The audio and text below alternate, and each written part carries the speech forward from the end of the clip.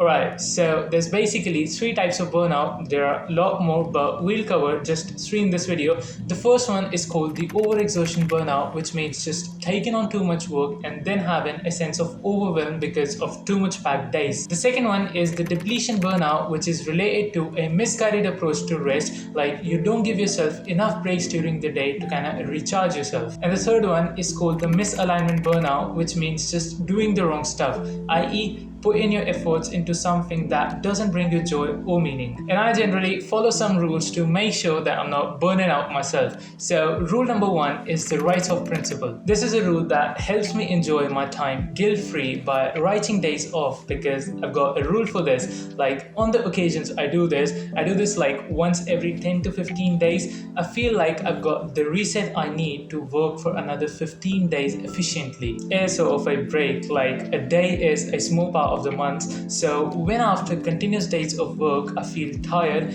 I remind myself that it's okay to take a day off to recharge our energy and put in more efforts in the coming ones. Alright, rule number two is hell yeah or no. This runs from this amazing book Hell Yeah or No by Derek Sivers, which means that unless I don't feel really excited about this stuff and I feel like hell yeah, let's do it, I'll simply say no to it. Because if I'll say yes to all the unimportant stuff, my days would be fully packed with a shit ton of stuff which I don't even feel very excited to execute. So before putting anything on my calendar, I simply ask myself, is it a hell yeah?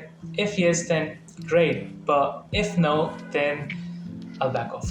Rule number three is making a daily plan. From the past 2 months, I've been trying to schedule every single day, and I can confidently say that scheduling is one of the best ways to stay productive, and it also helps you keep track of all your activities and gives you a blueprint of how your day will look like. There's this quote I remember that says, if you fail to plan, you plan to fail. And it's true, like any day that I don't schedule my day, I either end up doing the wrong stuff or the right stuff but for wrong durations. So every day before starting my work, I take 5 minutes and schedule my day, and it genuinely helps. Alright, rule number four is the Pareto Principle. This one's sort of interlinked with the third one. The principle says that 80% of your results come from just 20% of the efforts you put in. For example, if 100 people click on this video, I'm sure that 80% of them would click only because of the thumbnail and title, which is even less than 20% work.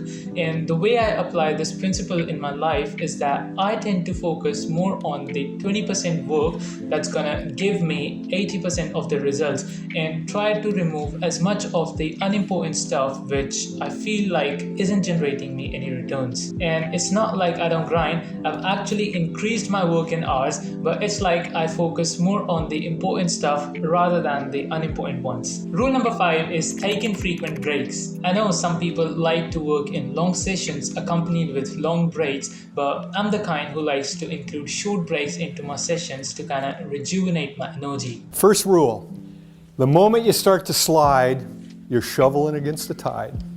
What you need to do is what? Take a break. And here's what's cool about it. You can study for a half hour. It doesn't take a half-hour break to recharge your batteries. For most people, about 5 minutes. And this is where you go away, do something fun for 5 minutes. Call a friend, talk to a child, talk to a parent, a roommate. Enjoy some music.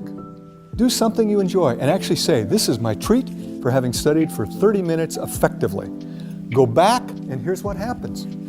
Your efficiency is nearly 100%. Study a half hour, take a break. Study a half hour, study a half hour. I'm not saying I'm the one doing it right, I'm just sharing what works for me. Next rule number 6 is taking mindful breaks. The problem with breaks is that whenever people take breaks, they tend to do something which drains out their energy instead of recharging them. Like the most common one, going on social media. The problem with social media is that 1, you're consuming stuff which in turn drain your energy. 2, sometimes that 10-minute break will turn into a 30-minute break without you even realizing. And 3, if you somehow manage to get back to work, the things you watch during that break will continue to play in the background, which won't allow you to work with focus. And I'm sure that we all have faced such problems.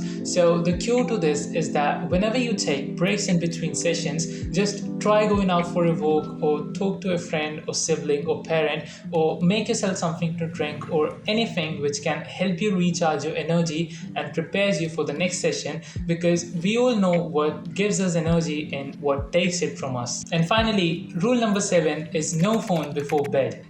Good sleeping habits help you being recharged for the next day, and one of them is avoiding screen time before sleeping. Sometimes it's not possible for me to avoid screen before bed. That's why I always have night light on all my devices, but I still try my best to avoid screen as much as possible before bed, and try including reading paperbacks, which helps me fall asleep faster. And you can also try it for yourself, like don't use your phone or laptop or TV 1 hour before sleeping, and you'll see the magic yourself the next morning. And that's it for today. If you enjoyed this, you might like to check out this video over here, which is about a book summary of Feel Good Productivity by Ali Abdal. Thanks for watching. Have a great day, and I'll see you in the next one. Bye bye.